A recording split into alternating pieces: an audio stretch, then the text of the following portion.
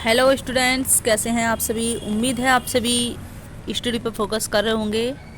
Welcome है आप सभी का आपके अपने यूट्यूब चैनल अंतिम BM GK ट्रिक्स पर।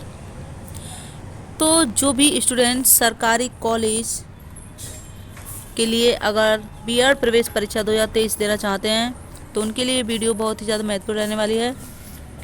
देखिए, इसमें टोटल 25 प्रश्न की संख्या है और 12 का आपको आंसर देने हैं। ठीक है, 12 प्रश्नों के आपको आंसर देने हैं और जो भी जिनका भी जितना स्कोर रहेगा कमेंट बॉक्स में ज़रूर बता देना। चलिए प्रश्नों की ओर बढ़ते हैं। अब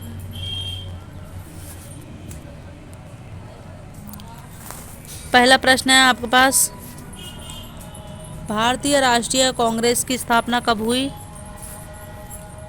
भारतीय राष्ट्रीय कांग्रेस की स्थापना कब हुई?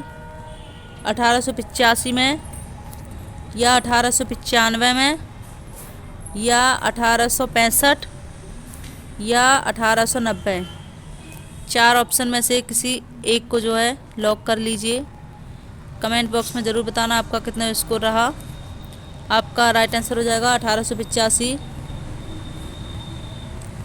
1885 करेक्ट आंसर। ठीक है, नेक्स्ट प्रश्न देखते हैं। नेक्स्ट प्रश्न है, निम्नलिखित युगों में से सिंधु सभ्यता किस युग में पड़ती है। निम्नलिखित युगों में से सिंधु सभ्यता किस युग में पड़ती है? ऐतिहासिक काल, प्रागैतिहासिक काल, उत्तर ऐतिहासिक काल, आद्य ऐतिहासिक काल। कमेंट बॉक्स में इसका आंसर जरूर बताना। इसका राइट आंसर हो जाएगा आद्य ऐतिहासिक काल। ठीक है, नेक्स्ट प्रश्न है, निम्नलिखित में से कौन सा आश्रम इंद्रियों पर संयम रखने और बौद्धिक विकास करने की शिक्षा देता है? बहुत ही सिंपल सा प्रश्न है और सिंपल ही प्रश्न आते हैं। आप ये सोच कर मत पढ़ना कि बहुत ज़्यादा टफ पेपर आएगा आपका। पहला ऑप्शन है ब्रह्मचर्य आश्रम, दूसरा है गृहस्थ आश्रम, तीसरा है वानप्रस्थ आश्रम और चौथा है संन्यास आश्रम। आपके आश्रम 4 होते हैं जो कि यहाँ पर दिए हुए हैं। ठीक है, तो इसका राइट आंसर हो जाएगा ब्रह्मचर्य आश्रम। ठीक है, अब नेक्स्ट देख लीजिए। ये आपका ब्रह्मचर्य जो होता है 25 वर्ष तक होता है। ये 25 से 50 और ये जो होता है वानप्रस्थ 50 से 75 और आपका संन्यास आश्रम होता है 75 से 100। लेकिन जीते नहीं हैं आज के ज़माने में इतना।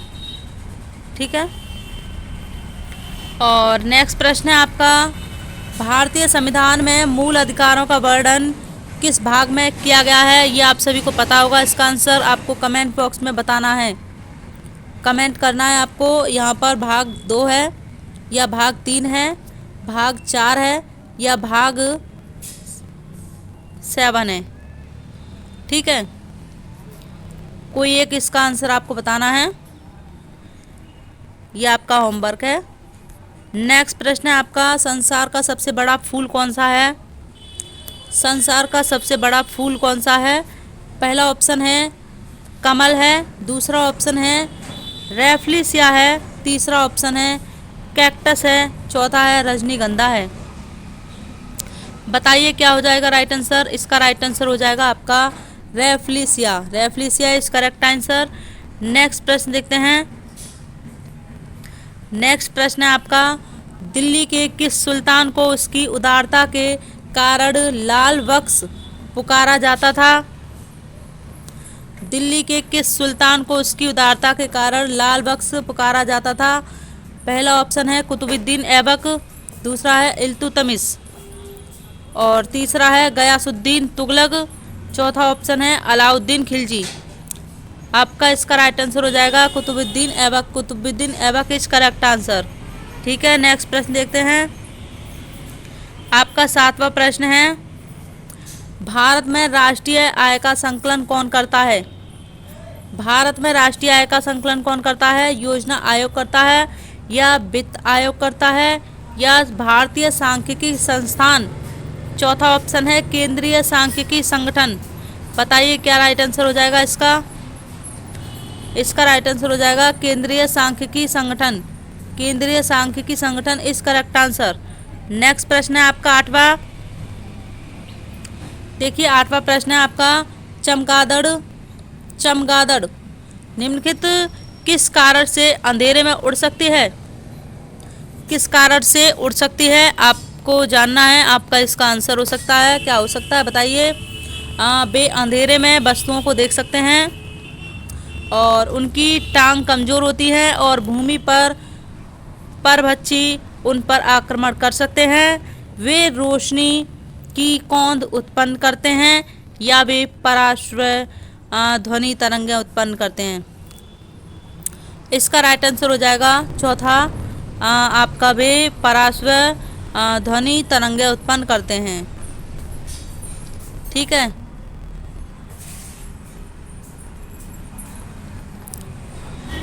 नेक्स्ट नवा प्रश्न है आपका किस देश में कुल क्षेत्रफल का सर्वाधिक प्रतिशत वनाच्छादित है? बताइए किस देश में कुल क्षेत्रफल का सर्वाधिक प्रतिशत वनाच्छादित है? बताइए इसका पहला ऑप्शन है गुआन, दूसरा है जापान, तीसरा है इंडोनेशिया, चौथा है सूरीनाम। करेक्ट आंसर हो जाएगा इसका सूरीनाम इज करेक्ट आंसर।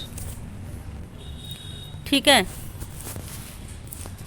और नेक्स्ट प्रश्न है आपका भारत के संविधान का ढांचा तैयार करने के लिए संघीय व्यवस्था की योजना किस देश से ली गई थी?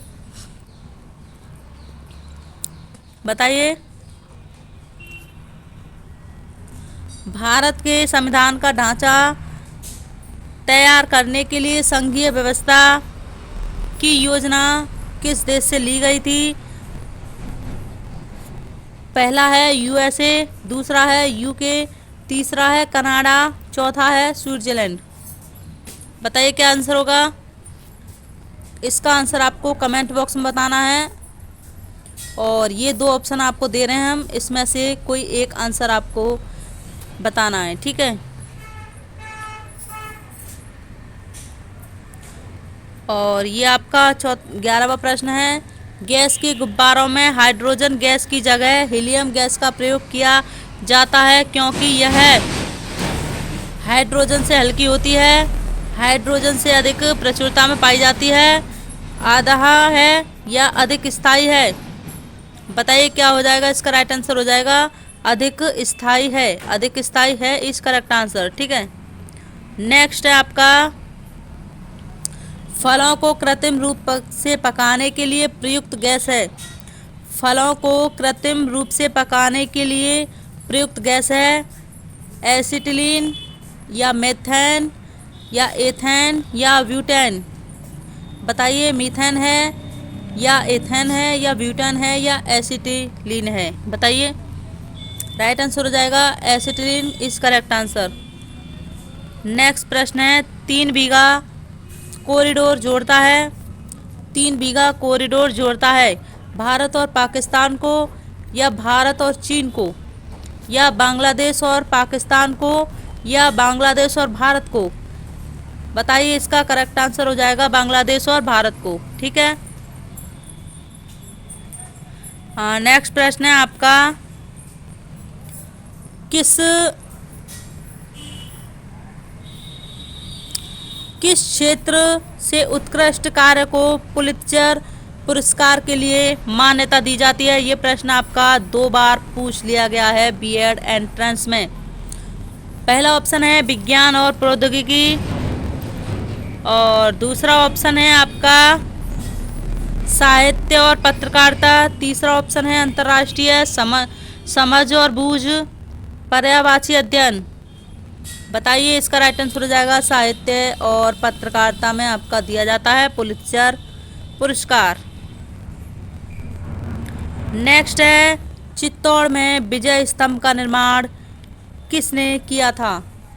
चित्तौड़ में विजय स्तंभ का निर्माण किसने किया था? महाराणा प्रताप ने किया था, राणा संग्राम सिंह ने, या राणा कुंभा ने, या राणा रतन सिंह? आंसर दीजिए इसका। इसका राइट आंसर हो जाएगा Rana Kumbha is correct answer. ठीक है, नेक्स्ट प्रश्न है आपका 16वां प्रश्न है, कंप्यूटर डाटा की सबसे छोटी इकाई है। कंप्यूटर डाटा की सबसे छोटी इकाई है, पहला ऑप्शन है रिकॉर्ड है, दूसरा ऑप्शन है फाइल है, तीसरा ऑप्शन है बिट है और चौथा है बाइट। बताइए इसका करेक्ट आंसर हो जाएगा बिट इज राइट आंसर। प्रश्न है आपका 17वां प्रश्न है, भारत की तटरेखा है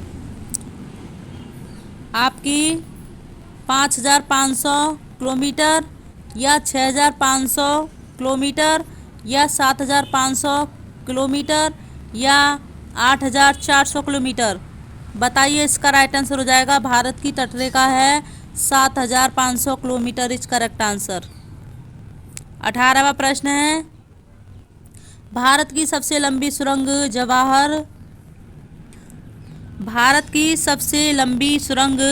जवाहर टनल किस राज्य में स्थित है? जवाहर टनल किस राज्य में स्थित है? जम्मू और कश्मीर में, या दूसरा ऑप्शन है महाराष्ट्र में, तीसरा ऑप्शन है कर्नाटक में, चौथा ऑप्शन है हिमाचल प्रदेश में। बताइए करेक्ट आंसर हो जाएगा इसका जम्मू और कश्मीर में। ठीक है, अब नेक्स्ट प्रश्न है आपका, चंद्र ग्रहण तब होता है जब सूर्य, चंद्रमा और पृथ्वी एक सीध में आ जाते हैं, या सूर्य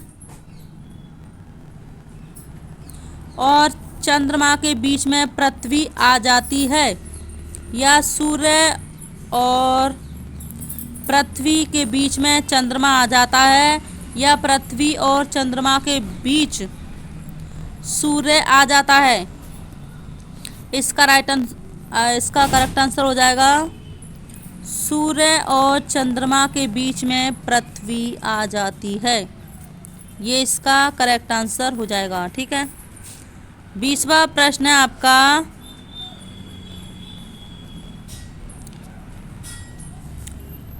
इंसुलिन की कमी के कारण होने वाला रोग है, बेरी रोग है, दूसरा ऑप्शन है डायबिटीज है, तीसरा ऑप्शन है कैंसर है, चौथा ऑप्शन है एनीमिया है।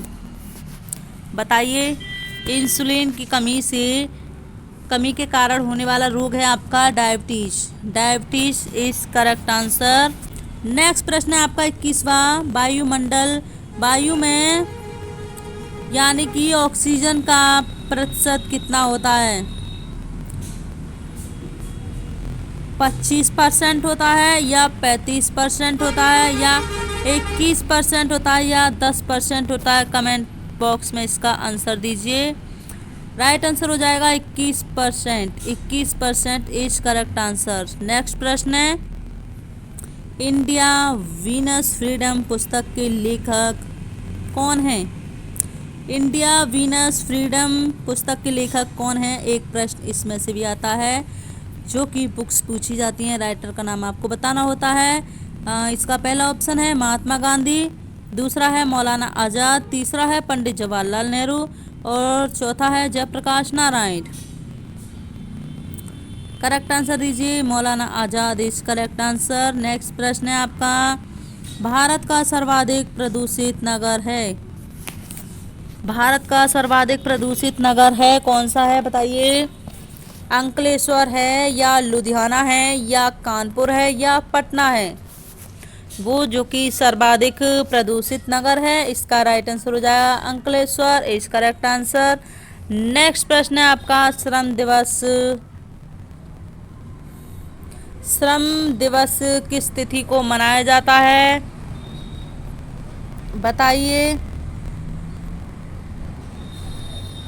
श्रम दिवस किस तिथि को मनाया जाता है? 1 मई को, या 4 मई को, या 8 मई को, या 9 मई को? राइट आंसर इसका दे दीजिए। बताइए क्या हो जाएगा? इसका राइट आंसर हो जाएगा 1 मई इज करेक्ट आंसर। नेक्स्ट प्रश्न है आपका, लास्ट प्रश्न है, और 2 जो प्रश्न है आपका उनका आंसर आपको कमेंट बॉक्स में देना है।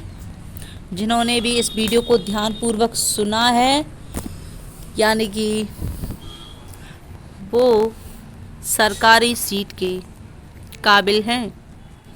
ठीक है। अमीर खुसरो का नाम जोड़ा जाता है। एक प्रश्न आपका इसमें से बन रहा है, सितार के आविष्कार से या सरोद के आविष्कार से या तबला के आविष्कार से या शहनाई के आविष्कार से अमीर खुसरो का नाम जोड़ा जाता है सितार के आविष्कार से। ये आपकी वीडियो कंप्लीट हो चुकी है।